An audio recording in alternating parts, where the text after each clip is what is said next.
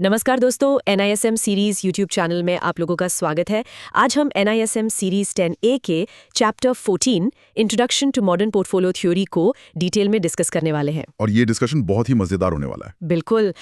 शुरू करने से पहले अगर आप लोगों को प्रैक्टिस क्वेश्चंस चाहिए इस चैप्टर के, तो एक बार nismseries.com चेक कर लीजिए। वहाँ सारे चैप्टर्स के मॉक टेस्ट्स मिलेंगे। अनलिमिटेड टाइम्स प्रैक्टिस कर सकते हैं, बहुत काम आएगा एग्जाम के लिए। चलिए अब चैप्टर में आते हैं। तो सब मुझे ये बताइए कि ये चैप्टर इतना खास क्यों है? देखिए, ये चैप्टर ना सिर्फ कोई थ्योरी नहीं है, ये स्टॉक मार्केट में निवेश करने का, पोर्टफोलियो बनाने का जो सबसे बड़ा नियम है ना, ये उसका पूरा मैथमेटिकल फाउंडेशन है। मतलब बिना इस थ्योरी को गहराई से समझे पोर्टफोलियो मैनेजमेंट का ज्ञान एकदम अधूरा है। बिल्कुल बिल्कुल सही। 1952 में हैरी मार्कोविट्ज ने पोर्टफोलियो सिलेक्शन नाम का एक आर्टिकल लिखा था, जिसके लिए उन्हें बाद में 1990 में नोबेल प्राइज भी मिला। और ये थियरी इसी बात पर टिकी है कि कोई निवेशक अपनी रिस्क एपेटाइट मतलब जोखिम उठाने की क्षमता के हिसाब से एक्सपेक्टेड परफॉर्मेंस का अनुमान लगाकर एक बेहतरीन पोर्टफोलियो कैसे बना सकता है। देखिए, हम सबने बचपन से सुना है ना कि don't put all your eggs in one basket, यानी सारा पैसा एक ही जगह मत लगाओ। मार्कोविच ने बस इसी कहावत को मैथ्स और स्टैटिस्टिक्स का इस्तेमाल करके साबित कर दिया। एकदम सटीक बात कही आपने। उन्होंने कहा कि इंडिविजुअल स्टॉक्स का रिस्क उतना मायने नहीं रखता जितना ये मायने रखता है कि वो सारे स्टॉक्स एक बास्केट या पोर्टफोलियो के रूप में एक साथ कैसे बिहेव करते हैं। हाँ, अंडे अलग अलग टोकरी में रखने तो हैं, पर पहले ये तो समझना होगा कि टोकरी पकड़ने वाले निवेशक कितने प्रकार के होते हैं। बाजार में तो हर तरह के लोग हैं ना। हाँ, एकदम। मुख्य रूप से निवेशक 3 तरह के होते हैं: रिस्क अवर्स, रिस्क न्यूट्रल और रिस्क सीकिंग। सबसे पहले रिस्क अवर्स की बात करते हैं, जो जोखिम से बचते हैं। ये लोग ना किसी भी फेयर गेम को रिजेक्ट कर देते हैं। फेयर गेम सुनने में तो अच्छा लग रहा है, तो इसे रिजेक्ट क्यों करेंगे वो? क्योंकि फाइनेंस में फेयर गेम का मतलब है जीरो रिस्क प्रीमियम। मतलब रिस्क तो है, पर उसके बदले कोई एक्स्ट्रा रिटर्न या कॉम्पनसेशन नहीं मिल रहा। ओहो, मतलब एक रिस्क अवर्स इंसान बोलेगा कि भाई मुझे रिस्क लेने के लिए एक्स्ट्रा रिस्क प्रीमियम चाहिए, बिना एक्स्ट्रा मुनाफे के वो कोई रिस्क नहीं लेगा। बिल्कुल सही। बिल्कुल। और जो दूसरे होते हैं रिस्क न्यूट्रल वाले, उनके लिए रिस्क की कोई अहमियत नहीं होती। मतलब वो सिर्फ एक्सपेक्टेड रिटर्न पे फोकस करते हैं, रिस्क कम हो या ज्यादा उन्हें फर्क नहीं पड़ता। एकदम सही। और जो तीसरे हैं रिस्क सीकिंग, वो फेयर गेम में मजे से हिस्सा लेते हैं, जोखिम उठाना उनका स्वभाव होता है। पर समझिए कि 2 निवेशक हैं, दोनों मुनाफा चाहते हैं, तो एक रिस्क अवर्स और एक रिस्क न्यूट्रल में हम असल फर्क मैथमेटिकली कैसे करेंगे? इसके लिए ना हमें यूटिलिटी कर्व्स और डिमिनिशिंग मार्जिनल यूटिलिटी को समझना होगा। देखिए, हर एक रुपए की अतिरिक्त कमाई के साथ ना उसकी उपयोगिता या यूटिलिटी घटती जाती है। जैसे रेगिस्तान में फंसे इंसान के लिए पानी के पहले ग्लास की यूटिलिटी बहुत ज्यादा है, जान बचाने जितनी, पर चौथे ग्लास तक आते आते उपयोगिता ना के बराबर हो जाती है। क्या बात है, एकदम सटीक उदाहरण। और इसी यूटिलिटी से जुड़ा है सर्टेनिटी इक्विवेलेंट रेट या CER का कंसेप्ट। ये CER थोड़ा टेक्निकल लग रहा है। एक आम निवेशक इसे असल जिंदगी में कैसे सोचता है? बहुत आसान है। CER कोई फॉर्मूला नहीं है, ये एक मनोविज्ञान है। CER वो पक्का रिटर्न है जो एक निवेशक किसी रिस्की इन्वेस्टमेंट के बदले में खुशी खुशी ले लेगा। अच्छा, मान लीजिए बाजार से 12% एक्सपेक्टेड रिटर्न मिलने की उम्मीद है, लेकिन उसमें नुकसान का जोखिम है, तो एक रिस्क अवर्स इंसान क्या सोचेगा? वो सोचेगा कि अगर मुझे बिना किसी जोखिम के 8% भी पक्का मिल जाए तो मैं 12% वाले जोखिम में नहीं पड़ूंगा। समझ गई। यहाँ 8% उसका CER है, मतलब वो शांति के लिए अपने मुनाफे में 4% की कटौती कर रहा है। बिल्कुल, वो मानसिक शांति के लिए प्रीमियम चुका रहा है। और वहीं एक रिस्क न्यूट्रल इंसान के लिए CER सीधा उसके एक्सपेक्टेड रिटर्न के बराबर होता है। मतलब वो मानसिक शांति के लिए मुनाफे में कोई कटौती नहीं करेगा। वाओ, ये काफी इंपॉर्टेंट है समझना कि निवेशक कैसा है। हाँ, और हायर यूटिलिटी स्कोर हमेशा उस पोर्टफोलियो को मिलता है जिसका रिस्क रिटर्न प्रोफाइल सबसे बेहतर होता है। ये तो हुई निवेशक की बात, लेकिन अब सबसे बड़ा सवाल आता है, पोर्टफोलियो का रिस्क और रिटर्न मैथमेटिकली कैलकुलेट कैसे होता है? हाँ, तो सबसे पहले इंडिविजुअल सिक्योरिटी का एक्सपेक्टेड रेट ऑफ रिटर्न निकालना सीखते हैं। इसे निकालने के लिए ना पोटेंशियल रिटर्न्स को उनकी प्रोबेबिलिटी से मल्टीप्लाई करके जोड़ना होता है। मतलब मान लीजिए एक स्टॉक A है, बूम, नॉर्मल और रिसेशन सिनारियोज है।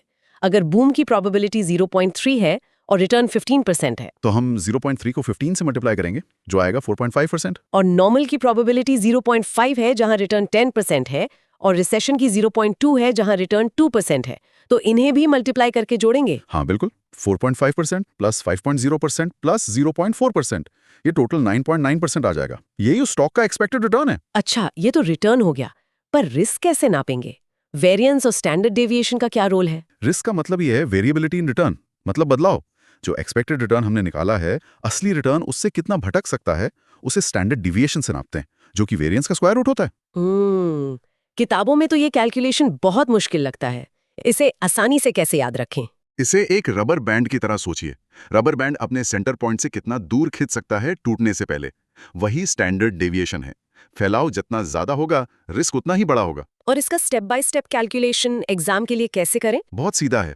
रिटर्न लिखो, मीन निकालो, मीन से घटाओ, स्क्वायर करो, सबको जोड़ो, n-1 से डिवाइड करो और स्क्वायर रूट निकाल लो। हाँ, और जब पोर्टफोलियो में 2 सिक्योरिटीज हों तो एक्सपेक्टेड रिटर्न सीधा वेटेड एवरेज होता है।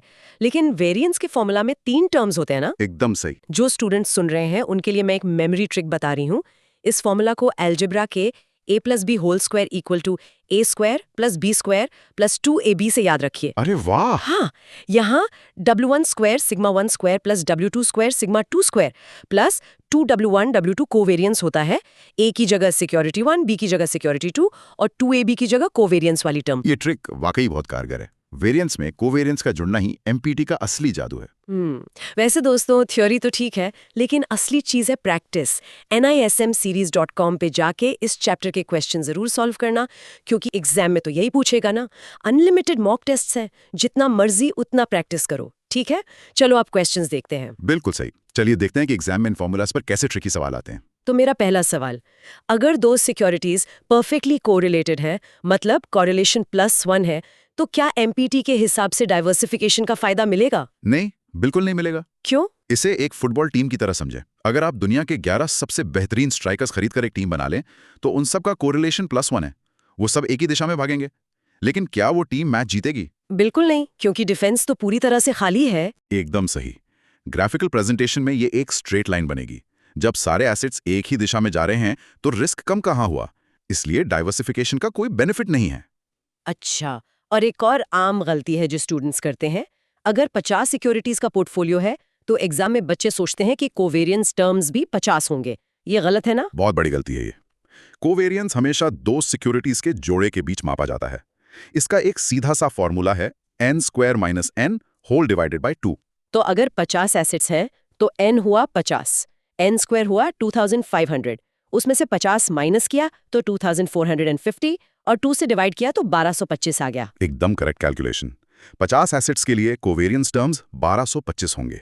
एग्जाम में ये कैलकुलेशन जरूर पूछा जा सकता है। बाप रे, 1225। अच्छा, फॉर्मूलाज तो समझ आ गए, लेकिन एक म्यूचुअल फंड मैनेजर इस मैथमेटिकल ज्ञान का असल जिंदगी में इस्तेमाल कैसे करता है? असल जिंदगी में ना, इसका सबसे बड़ा इस्तेमाल है दी एफिशिएंट फ्रंटियर। इसे एक अम्ब्रेला शेप्ड कर्व या छाते के आकार का ग्राफ समझिए।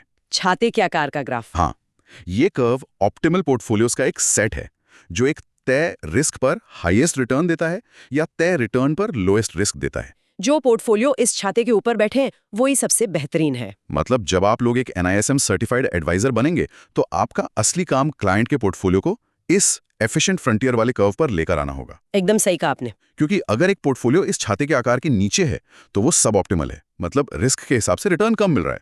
और अगर दाईं तरफ है, तो भी सब ऑप्टिमल है, क्योंकि थोड़े से रिटर्न के लिए रिस्क बहुत ज्यादा उठाया जा रहा है। हाँ बिल्कुल, आपको उस छाते की बाउंड्री पर रहना है। लेकिन सर, कागज पर या सॉफ्टवेयर में ये कर्व बनाना जितना आसान लगता है, क्या असल बाजार में ये इतना ही परफेक्ट होता है? यही तो सबसे बड़ी चुनौती है। इसे एस्टिमेशन इश्यूज कहते हैं। पोर्टफोलियो का ऑप्टिमाइजेशन पूरी तरह से स्टैटिस्टिकल इनपुट्स की एक्यूरेसी पर टिका है, जैसे एक्सपेक्टेड रिटर्न, वेरिएंस, कोरिलेशन। क्या थोड़ी सी गलती से भी नतीजे भी बदल जाते हैं? बहुत बड़ा असर पड़ता है। अभी हमने देखा कि 50 सिक्योरिटीज के लिए आपको 1225 कोरिलेशन एस्टिमेट्स चाहिए। अगर इनमें एरर आ गया, तो इसे एस्टिमेशन रिस्क कहते हैं और आपका पूरा ऑप्टिमम पोर्टफोलियो गलत साबित हो सकता है। वाह, ये समझना बहुत जरूरी था। मतलब गार्बेज इन गार्बेज आउट वाला हिसाब है। अगर शुरुआती अनुमान ही गलत हैं, तो असल में निवेशकों का भारी नुकसान हो सकता है। एकदम सही पकड़ा आपने। इसीलिए लगातार मार्केट कंडीशंस के हिसाब से एस्टिमेट्स को एडजस्ट करना पड़ता है। चलिए अब पूरे चैप्टर को एग्जाम के नजरिए से फटाफट समेट लेते हैं। वो 5 की पॉइंट्स कौन से हैं जो स्टूडेंट्स को पक्का याद रखने हैं? पहला, हैरी मार्कोविट्ज ने 1952 में MPT दिया, जिसके लिए उन्हें नोबेल प्राइज मिला। दूसरा, रिस्क अवर्स निवेशक फेयर गेम रिजेक्ट करते हैं और CER को रिस्क फ्री रेट से कम आंकते हैं। तीसरा, वेरिएंस और स्टैंडर्ड डेविएशन रिस्क मापने के तरीके हैं, जिसे डिस्पर्जन ऑफ रिटर्न्स भी कहते हैं। चौथा, परफेक्टली पॉजिटिव कोरिलेशन वाली 2 सिक्योरिटीज का ग्राफ स्ट्रेट लाइन होता है, जिसमें डाइवर्सिफिकेशन का कोई फायदा नहीं मिलता। और हाँ, वो n² - n/2 वाला फॉर्मूला भी याद रखना। बिल्कुल। और पांचवा, सबसे अहम बिंदु, एफिशिएंट फ्रंटियर एक अम्ब्रेला शेप्ड कर्व है जिसके नीचे या दाई ओर के पोर्टफोलियो सब ऑप्टिमल होते हैं। तो बस दोस्तों, चैप्टर खत्म। Thank you for watching. मुझे लगता है अच्छे से समझ आ गया होगा। अब करना क्या है, जाओ nismseries.com पे, वहाँ सारे चैप्टर्स के प्रैक्टिस टेस्ट्स है। इंडिया का सबसे ट्रस्टेड प्लेटफॉर्म है NISM प्रिपरेशन के लिए। जितना प्रैक्टिस करोगे उतना कॉन्फिडेंस बढ़ेगा। और हाँ, कोई डाउट हो इस चैप्टर में तो नीचे कमेंट में लिख देना। बाकी all the best for your exam. लेकिन जाने से पहले एक बात सोचिएगा, अगर बाजार में मौजूद हर एक निवेशक मार्कोविच का ये मॉडल इस्तेमाल करके अपने पोर्टफोलियो को एकदम एफिशिएंट फ्रंटियर पर ले आए, तो क्या बाजार में कोई सब ऑप्टिमल पोर्टफोलियो बचेगा जिससे आप या कोई और एक्स्ट्रा मुनाफा कमा सकें? इस पर विचार कीजिएगा। मिलते हैं अगले डीप डाइव में।